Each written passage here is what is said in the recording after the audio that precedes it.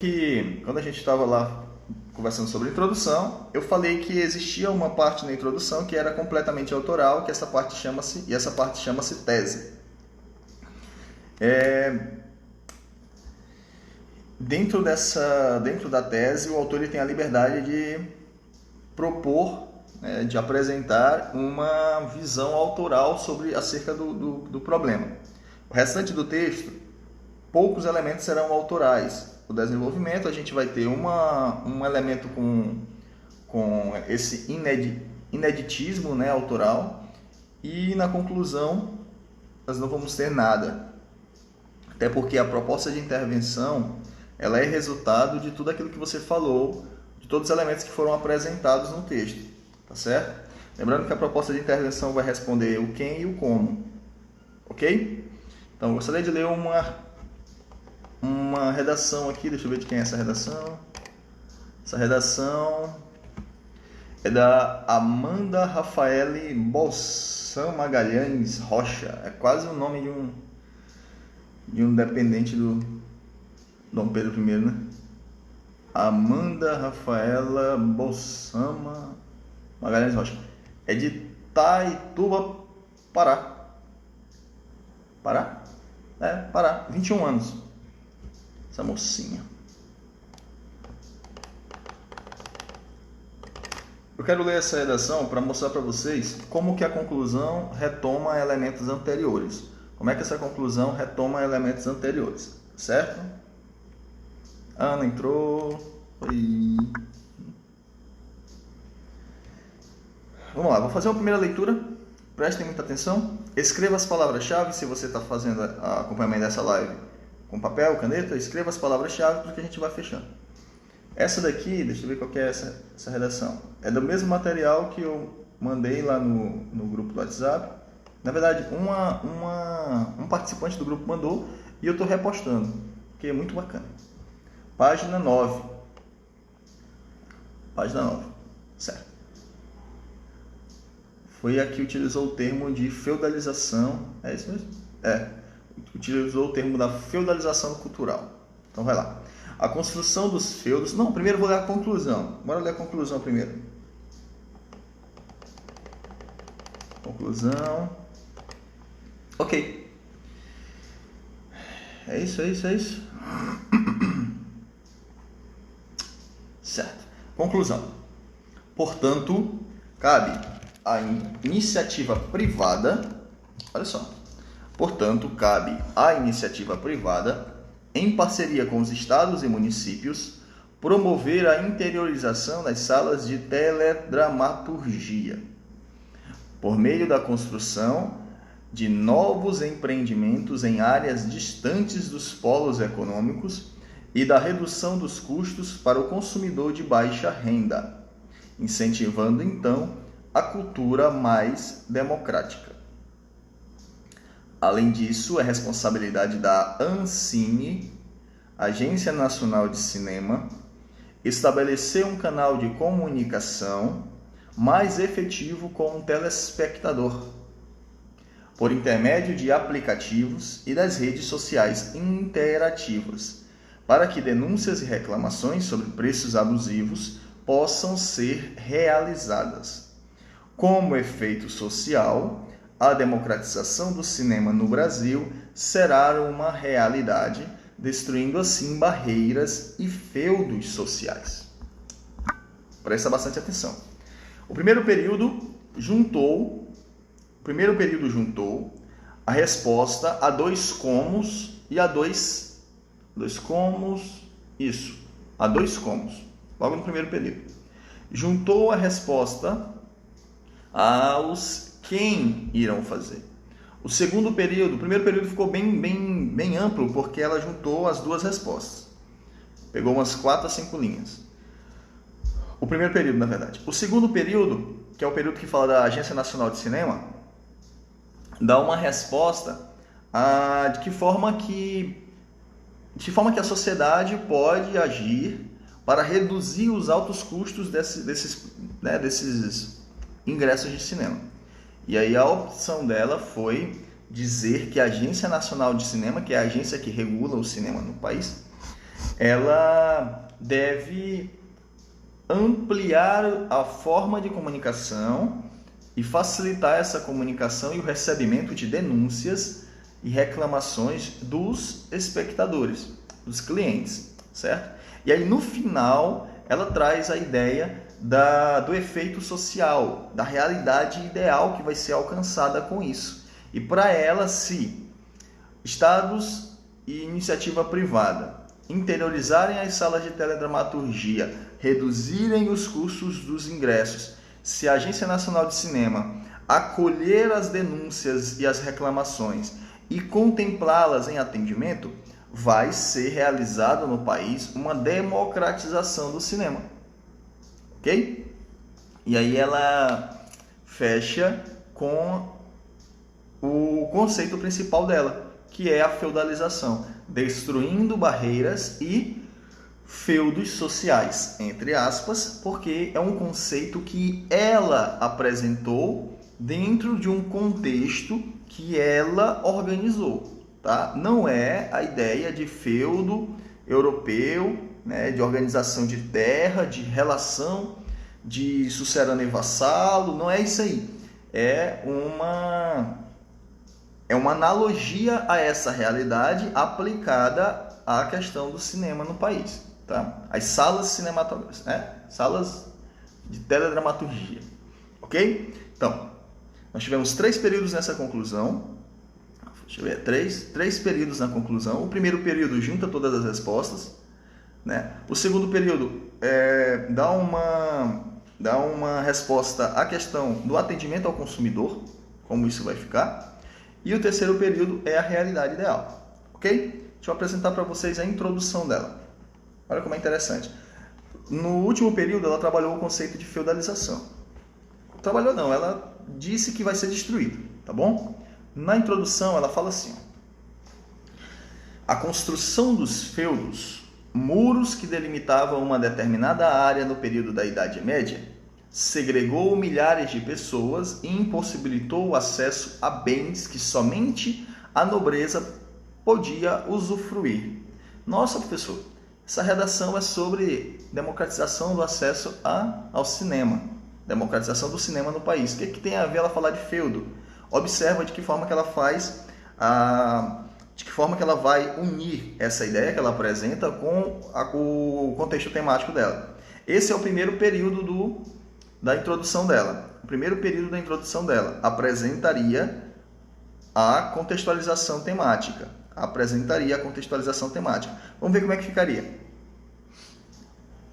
Semelhante a essa época, então todas as vezes que vocês lerem ou que vocês quiserem escrever esses termos, né? Esse conjunto de termos, semelhante a essa época, de forma semelhante, tudo isso apresenta uma contextualização por analogia.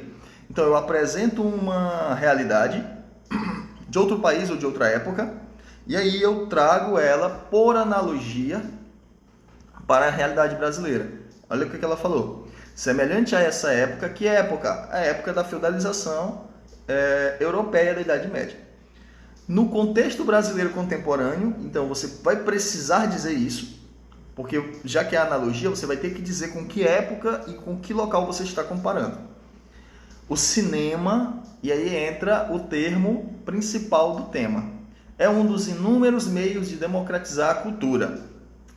Eu falo o que eu penso do cinema, mas ainda é feudalizado, já que grande parte da população continua alheia a esse serviço. Pronto. Primeiro período, contextualização. Por analogia, no caso aqui, analogia histórica. Segundo período, tese. Qual que é a tese dela? É que o cinema é um meio de democratizar a cultura. Lembra que eu falei que não é para você escrever de forma que o leitor acredite, ou melhor, de forma que o leitor ache que você se considera o último biscoito do pacote, e você se considera o expert, o especialista. Como que ela fez para que isso não acontecesse no texto dela? Ela falou assim, o cinema é um dos inúmeros meios. Ela poderia muito bem ter falado, o cinema é o meio de democratizar a cultura. O cinema é o meio de democratizar a cultura. Mas aí quando ela fala isso, ela reduz todo o processo de democratização de cultura ao cinema. Não é essa a proposta do teu texto. A proposta do teu texto é você apresentar elementos que você selecionou para solução e para mitigação de um determinado problema social. Óbvio, tenha isso na sua cabeça. O que você selecionou não é a única forma, tá certo? Então observem que os conceitos trazidos na conclusão já foram apresentados. Ela não inventou nada. Lembra do título dessa live? Não inventa. Ela não inventou nada. A conclusão da redação não é para ter um processo de criação. A conclusão da redação é o fechamento daquilo que foi dito. Não sei se vocês já assistiram discursos de políticos, de oradores, de pregadores religiosos. E se vocês forem perceber, um discurso ele tem uma estrutura semelhante, similar a uma dissertação como essa. Porque ele tem a parte introdutória, o pregador ou o orador ele vai desenvolver a tese dele, o foco principal da pregação, do discurso, e ele vai fechar. Eu já presenciei ótimos oradores, ótimas palestras, e já presenciei palestras horríveis, nas quais o pregador ele finalizava e a gente não tinha a sensação de que estava finalizando.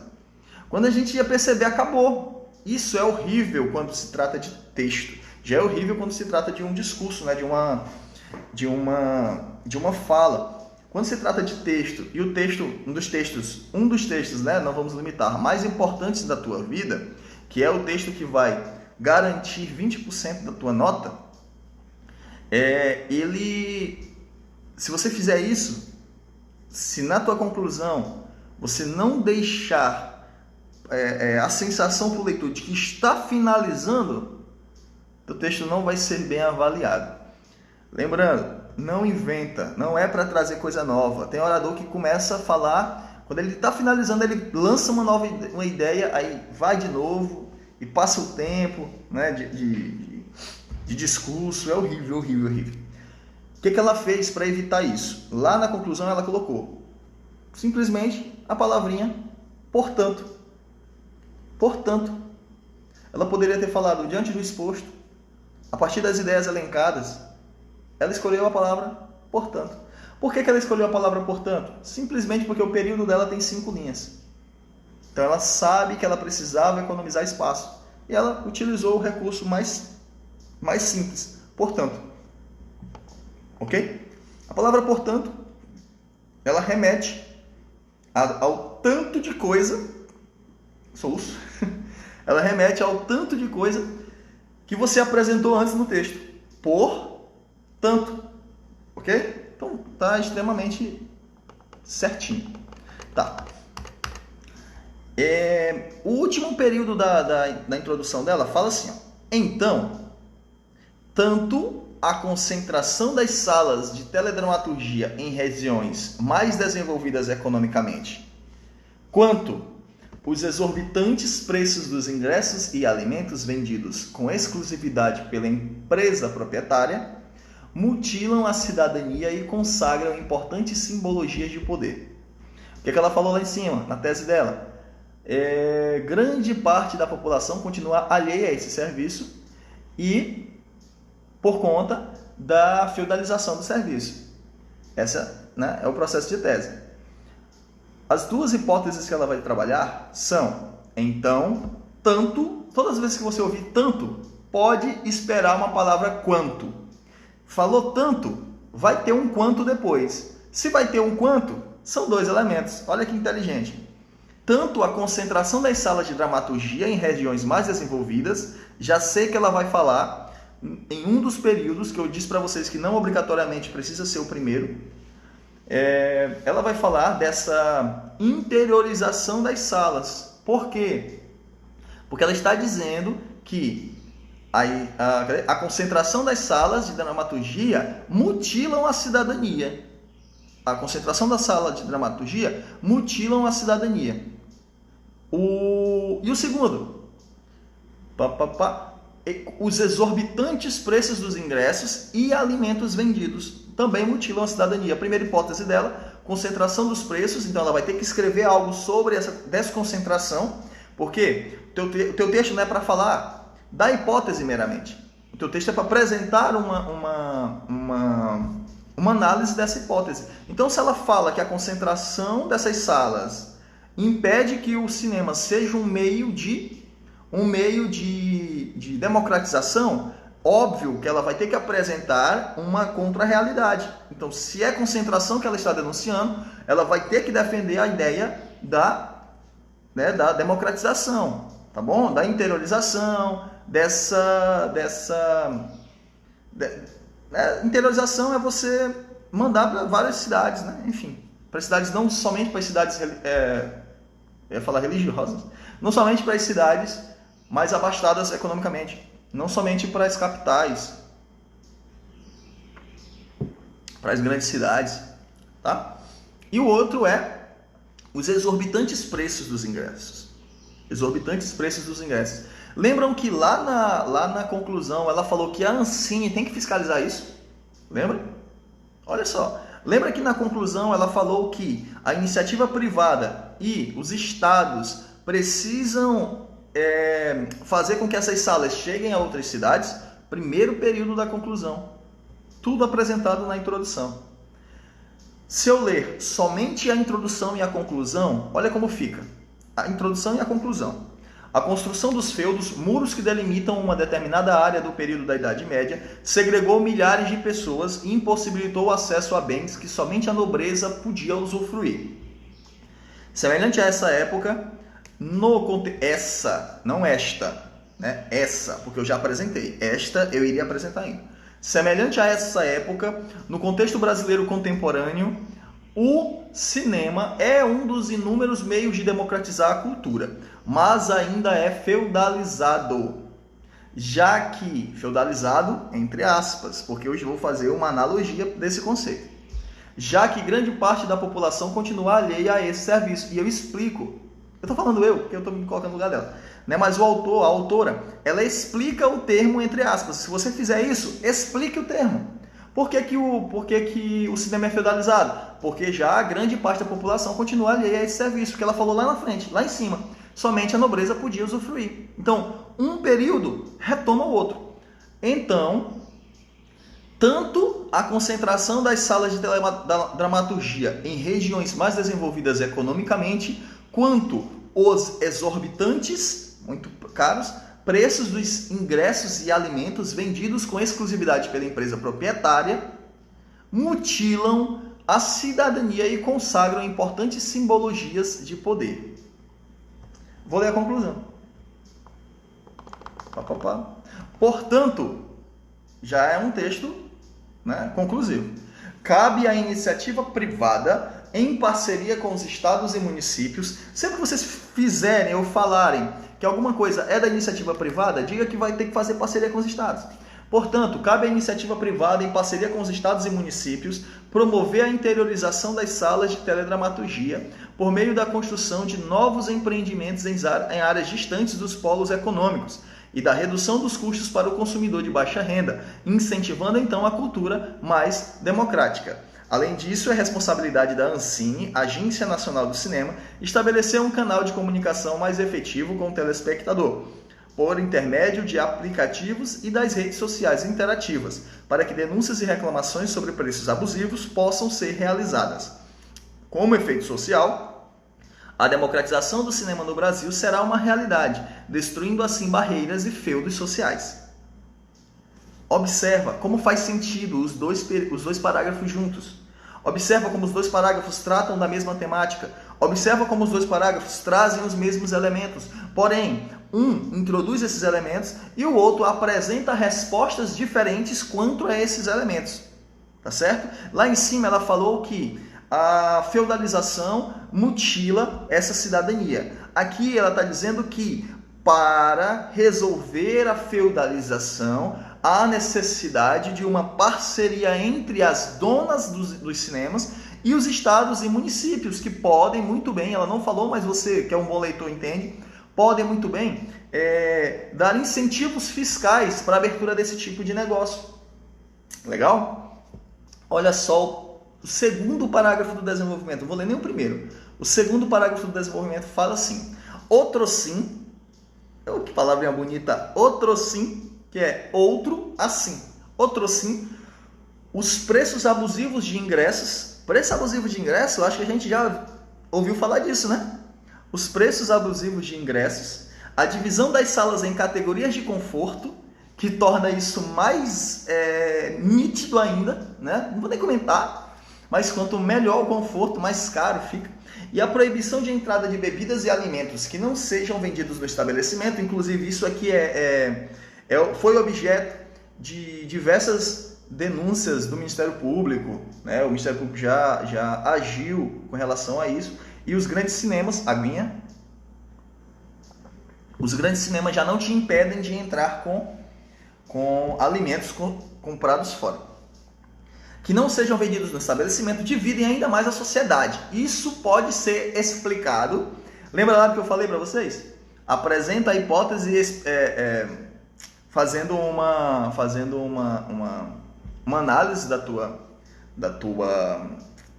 própria hipótese, né? Depois você explica. E aqui ela fez uma junção entre o que a gente chama de explicação e o que a gente chama de exemplificação, tá? Ficou assim, ó. Isso pode ser explicado pelo teórico Pierre Bourdieu, o qual afirma que todas as minúcias de um indivíduo constituem simbologias que são constantemente analisadas pelo corpo social. Isto é, aí ela explica o Pierre Bourdieu. O poder de compra, as características pessoais e o acesso a bens e serviços refletem quem é o homem para outrem. Dessa forma, o alto custo praticado pelas redes cinematográficas violenta simbolicamente aqueles que não conseguem contemplar as grandes telas e aumentam a desigualdade. Não é uma violência de física, é uma violência simbólica. E ela traz o Pierre Bourdieu, que trata demais sobre violência simbólica, para exemplificar, para explicar o que ela fala no início. E aí traz o processo de exemplificação, falando do alto custo das redes cinematográficas. Então, é um parágrafo inteiro dedicado somente ao alto custo, ao que esse alto custo gera no cidadão, né? E quem é o responsável por isso, ela vai trazer lá na conclusão, ok? O primeiro período da redação, o primeiro parágrafo do desenvolvimento, a gente ainda tem um tempinho, vou ler. Nessa perspectiva, qual perspectiva? O primeiro parágrafo do desenvolvimento retoma a introdução, no seu elemento de coesão. Nessa perspectiva, na perspectiva de feudalização, que você acabou de ler, na perspectiva de feudalização das salas de cinema, nos altos preços que geram mutilação da cidadania, tá bom? Nessa perspectiva, a cultura, se ela já falou dos altos preços, óbvio que nesse período ela vai falar da feudalização dessas salas, o que mais? De como que essas salas elas são feudalizadas. Vamos ver se é isso mesmo. Ou pelo menos ela vai falar da feudalização do direito ao acesso, né? Ao acesso, já que quando ela fala que as salas estão feudalizadas, o que ela quer realmente dizer? Que o acesso ao cinema ele é feudalizado. Nessa perspectiva, a cultura é imprescindível para a identidade de um povo. Por que ela escreveu isso? Porque ela diz que o cinema é um meio para a democratização.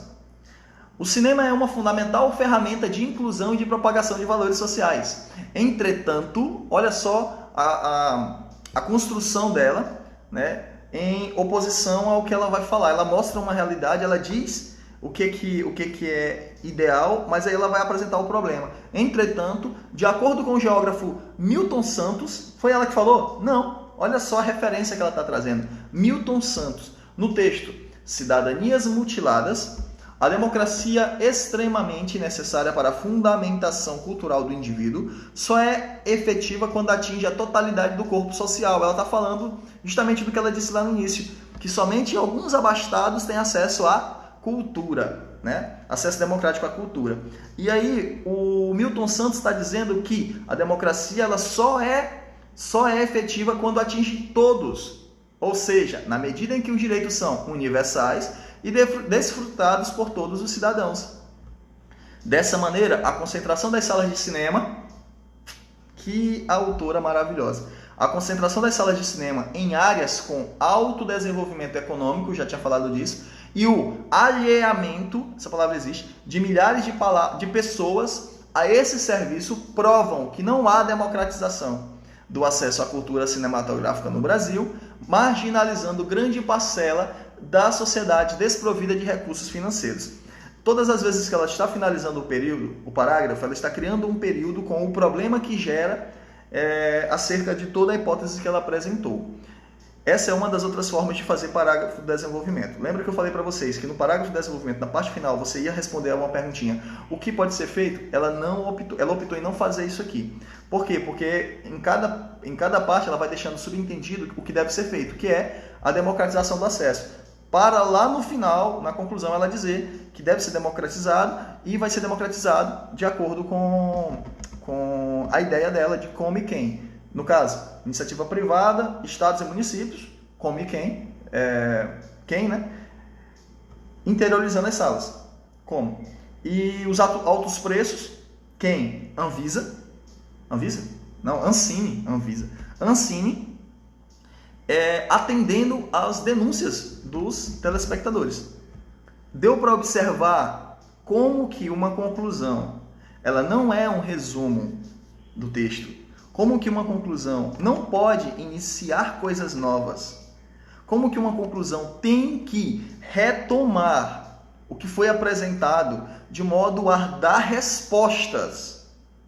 Dar respostas. Por isso que eu julgo extremamente necessário a leitura de bons textos assim. Tá certo? A leitura de textos bem estruturados, que já passaram por curadoria e que já receberam boas notas, né? Pode ser um instrumento para melhorar o teu texto, ok? Então, por hoje é só. Muita gratidão por vocês terem vindo, muita gratidão. Aconselho que leiam esse texto novamente, leiam os demais textos. E uma dica que eu dou para você, pesquise, esse daqui é do Enem 2019, se não me engano é Enem 2019. Pesquise, que foi a do cinema, né? Pesquise os textos base, o repertório da prova, baixe a prova do Enem, pesquise os textos base e veja o que foi que essa autora, que está na página 9, utilizou dos textos base. Veja o que ela utilizou. Essa é a dica que eu dou para você, tá bom? Nessa live. Agradeço, foi maravilhoso. Eu gostaria demais que esse momento fosse em uma sala de aula presencial, com vocês comentando, né, com a gente fazendo na prática ali, mas graças à tecnologia nós estamos podendo nos encontrar. Essa foi a nossa 23ª live. Nosso projeto 27 dias com a Milzona finaliza na sexta-feira, e eu tenho um desafio para você. Se você acreditar, né, no projeto, se você acreditou no projeto, se você seguiu a risco o que a gente está falando e tem vontade de ter a sua redação lida como eu li agora a redação dessa moça, mande para mim uma redação completa e na última live eu vou fazer a leitura e o comentário daquilo que você nos trouxe, tá certo? Fica o desafio, uma redação, a gente só precisa de uma redação, tá? Então, mandem a redação, eu escolho aquela que mais apresentar elementos para a gente comentar e trago. Se você não quiser que eu fale o seu nome, se você não quiser nada disso, enfim, mas manda, tá bom? Se tiver oportunidade, ajude alguém.